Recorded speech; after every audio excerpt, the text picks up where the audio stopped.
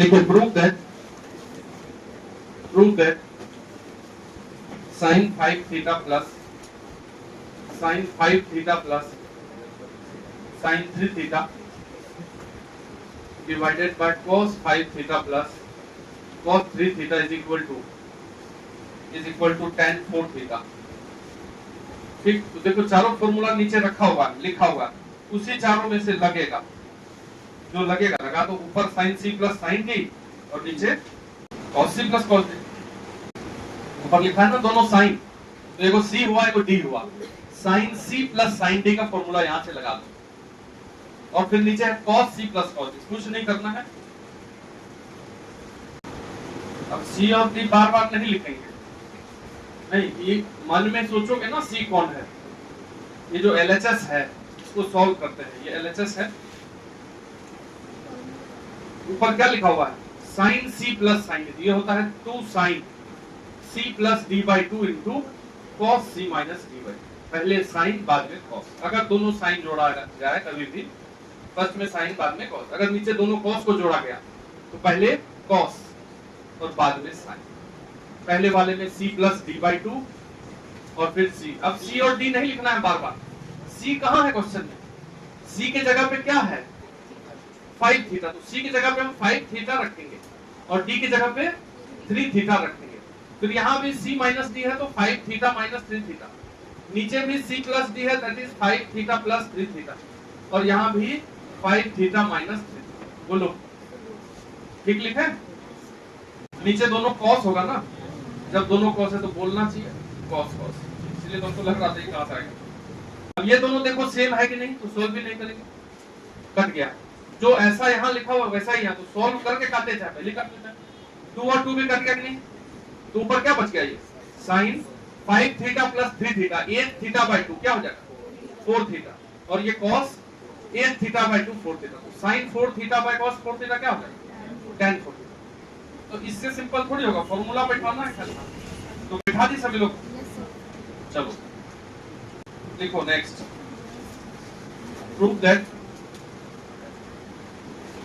prove that sin x minus sin y upon cos x plus cos y is equal to tan x minus y by 2 and x minus y by 2। देखो ऊपर लिखा हुआ है sin c minus sin d। जब दो sign को घटाया जाता है तो पहले cos बाद में sin। बना लिया पीछे, बताइए sin c minus sin d में क्या लिखोगे 2 cos c plus d by 2 x plus y by 2 into sin c minus d by. अगर दोनों, अब तुम इसको नहीं बोलोगे बार बार, नहीं सुनोगे तो बेकार हो जाएगा, बता दे रहा हूं। ये sin c minus sin d, दो sin माइनस होता है तो पहला cos बाद में sin, और नीचे दोनों cos जुट रहा है तो दोनों cos, नहीं तो 2 cos c plus d by 2। अब c d बोल रहे हैं तो क्या वहां x y है ना, into cos c minus d by. ये दोनों तो देखो पूरा का पूरा कट गया, तो बचा क्या sin बाय cos tan, दोनों का एंगल सेम है, tan x minus d by y by 2। ठीक है, अब ये सब में नहीं दिक्कत हो, किसी को दिक्कत रह जाएगा तो बताना है, अभी क्लियर करके जाओ और याद करना है फॉर्मूला तो ठीक रहेगा। नेक्स्ट लिखो, प्रूव दैट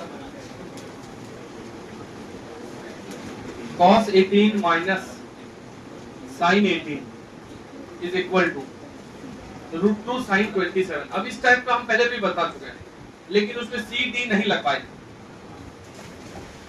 जैसे यहाँ 27 है और इधर 18 है, तो हम ऐसा बोले थे कि 27 को 18 में तोड़ दो, तो लगता है कि 45 में से 18 घटाएंगे तो 27 होगा।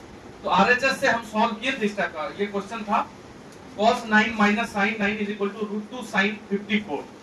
54 को लिख देते 45 प्लस 9। एकदम नहीं पढ़ते हो तुम लोग, पढ़ने का मतलब है अपना जो क्लास का पढ़ाई है उसको बार बार पढ़िए। हमसे पढ़ते हो, हमारा ही नहीं पढ़ते हो बार बार, तो तुम्हारा कैसे भला होगा। तुमको क्लास वाला चीज नहीं भूलना, ठीक है। तो उस टाइप से इसको नहीं बनाना है। अब यहाँ देखो, ये जो हम सी और डी वाला फॉर्मूला बताए उसमें कैसा बताएं, या तो दोनों साइन जुड़ता है या दोनों साइन घटता है या दोनों कॉस जुड़ता है या दोनों कॉस घटता है। यहाँ तो अलग अलग है, एगो कॉस है एगो, तो तुम किसी एक को बदल डाल, नहीं समझे? कॉस को या तो साइन में बदल दो या साइन। तो ये जो कॉस 18 है साइन में कितना होगा? साइन में होगा ये 72। कॉम्प्लीमेंट्री एंगल पे 20 बार बताते रहते हैं, दोनों बराबर होता है कि नहीं होता? अगर कॉस में 0 डिग्री है तो साइन में 90 होगा, 0 प्लस 90 90 होना चाहिए। अगर कॉस में 1 डिग्री है तो ये साइन में 89 डिग्री होगा और दोनों का प्लस 90 होना चाहिए। अगर कॉस में 18 है तो साइन में कितना होना चाहिए? 72। दोनों मिलाकर के 90 है, बराबर होगा। अब ठीक है, अब दोनों साइन आ गया कि नहीं? और दोनों साइन घट रहा है कि जुट रहा है? तो पहले कौन होगा? कॉस। ये सब बोलते रहना है, बोलिए। तो साइन 72 माइनस साइन 18, दोनों साइन घट रहा है तो पहले कॉस लिखो, इसमें प्लस वाला लिखिए 72 प्लस 18/2, फिर साइन लिखो, इसमें माइनस वाला लिखो 72 माइनस 18/2। अब बताओ कॉस ये 90 हो जाएगा कि नहीं? 72 और 18 जोड़ के 90 बाय 2 कितना हो जाएगा? 45। और इधर हो जाएगा साइन 72 में से 18 घटा दो, कितना होगा? 54। ये घटाने आता है कि नहीं? 72 में से 18 घटाइए, 54/2 कितना हो जाएगा? 27। अब 2 cos 45 होता है 1/√2 sin 27, √2 से ये 2 कट जाएगा, कितना बचेगा? √2 sin 27। इसको इस मेथड से बनाए, तुम पुराने वाले मेथड पे जाओ, वहां से भी बनेगा, और बना चुके हैं इस टाइप का क्वेश्चन हम। तो ये सी और डी वाला मेथड से लिख लीजिए। Prove that cot 4x cot नहीं cos sorry cos 4x plus cos 3x plus cos 2x upon sin 4x plus sin 3x plus sin 2x equal to cot 3x cot 3x। चलिए cos c plus cos d लगाना है, तो इस दोनों को जोड़ दे क्या साथ में? इस दोनों को जोड़, किसी दो को ही जोड़ेंगे, तो ये चीज देखना है। देखो इधर actually cos c plus cos d या sin c plus sin d जो होता है, इसका फॉर्मूला क्या होता है? इसका फॉर्मूला होता है 2 cos। एक में आता है c plus d/2 और दूसरे में क्या आता है? c minus d/2। जो भी आए, cos हो कि sin हो, एक में आता है प्लस का आधा दोनों एंगल का, एक में आता है माइनस का आधा, हर हमेशा यही होता है। तो हम किसको साथ में रखेंगे? तो ऐसे सोचना है, जैसे हमारे पास 4x और 3x है, देखो x है इसमें और इसमें 3x है, इस दोनों को जोड़ के आधा करें मन में ही, तो 7x/2 घटा के आधा करो, तो 4x में से 3x जाएगा x/2। अच्छा चलो ये हो गया। अब इस दोनों को देखो एक साथ रखते हैं, तो 4x + 2x कितना होगा? उसका आधा, तो देखो 3x वाला एक वो है, इसके साथ पेयर बन जाएगा बाद में। तो हमको यही सोचना है कि इस दोनों एंगल को जोड़ के आधा करने से या घटा के आधा करने से तीसरे से मैच कर जाए, बस इतना ही सोचना है। तो यदि तुम 4x वाला और 2x वाले को पेयर बना दो तो हमारा काम आसान होगा। देखो कैसे, ऊपर लिख देते हैं cos 4x + cos 2x एक साथ अलग कर दिया और 3x को सेपरेट, नीचे भी वही sin 4x + sin 2x और sin 3x को अकेला छोड़ दिया।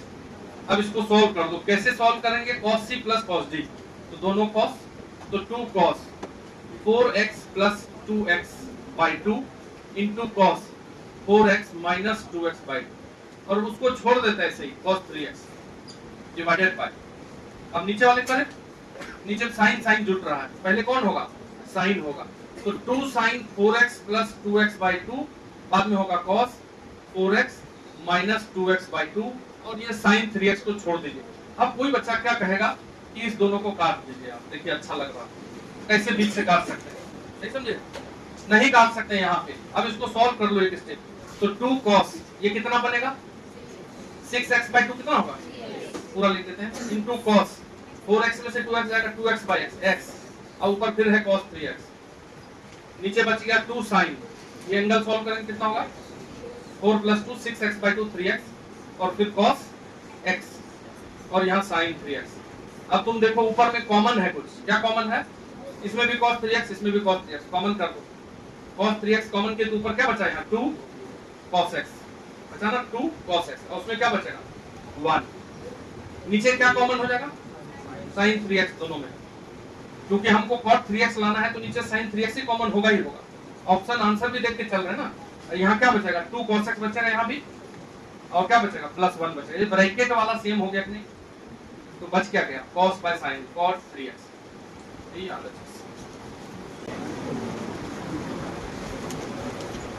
लिख रहे हैं, देखो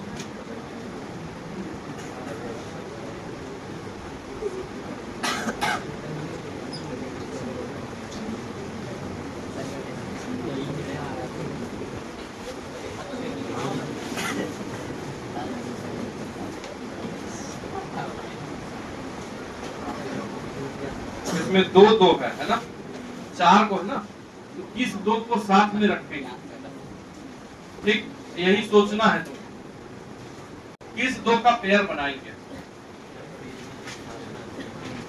तो जैसे 9 और 3 है, तो 9 3 को साथ में रखोगे तो 12/2 6x होगा, 7 5 12/2, ये दोनों भी कॉमन होगा, तो 9 वाले और 3 वाले को एक साथ कर लीजिए, 7 5 वाले को एक साथ बन जाएगा।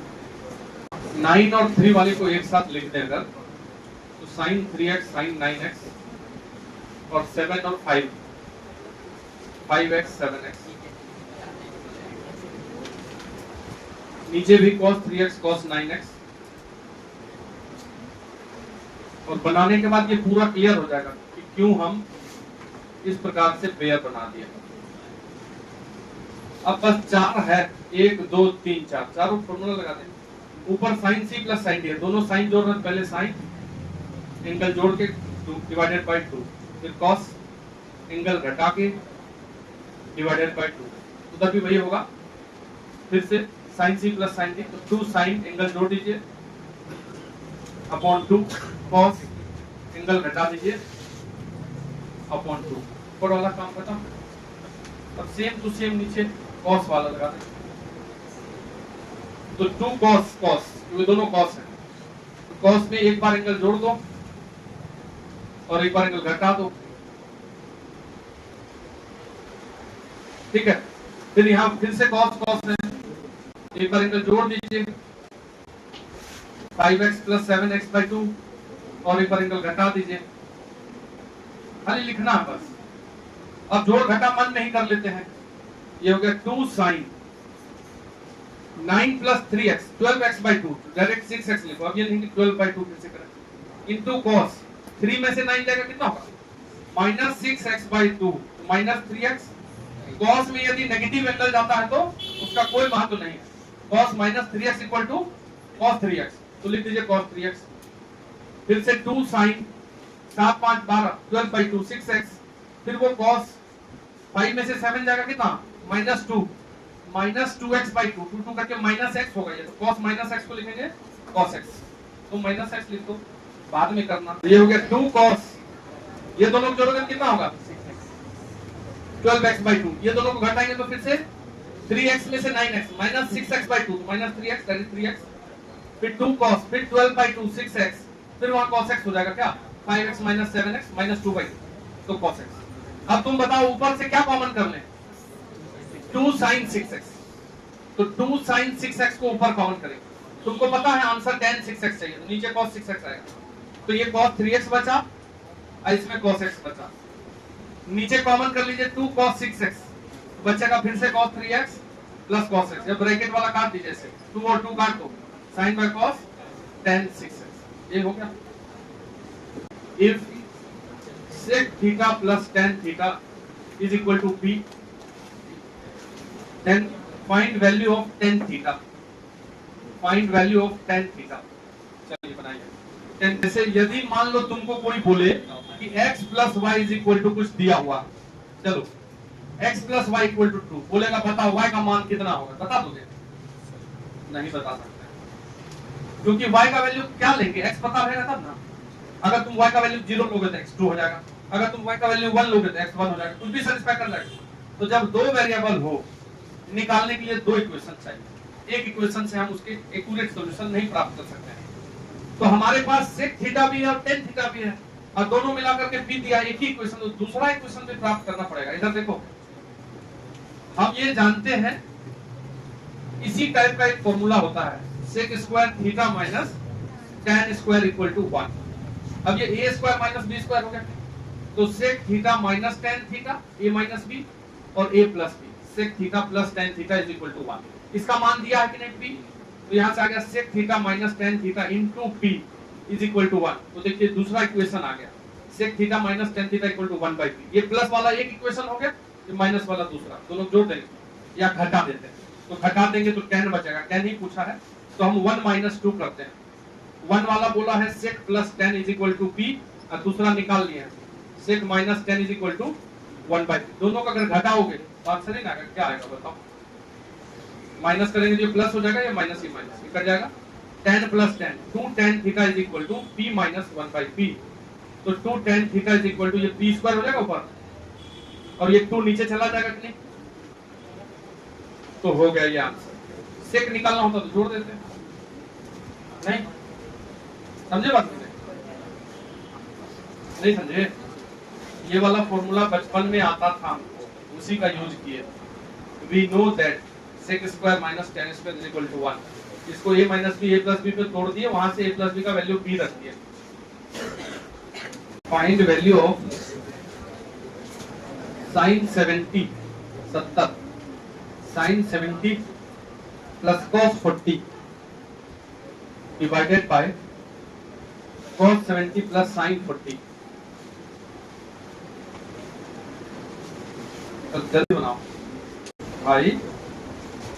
ऊपर में दिखाई है sin 70, cos 40 को sin में कितना लिख सकते हैं 50, क्योंकि 50 40 90 एक जाति बना दी। ये cos 70 है, बगल में sin लिखा, उसको भी cos में लिख दो 50।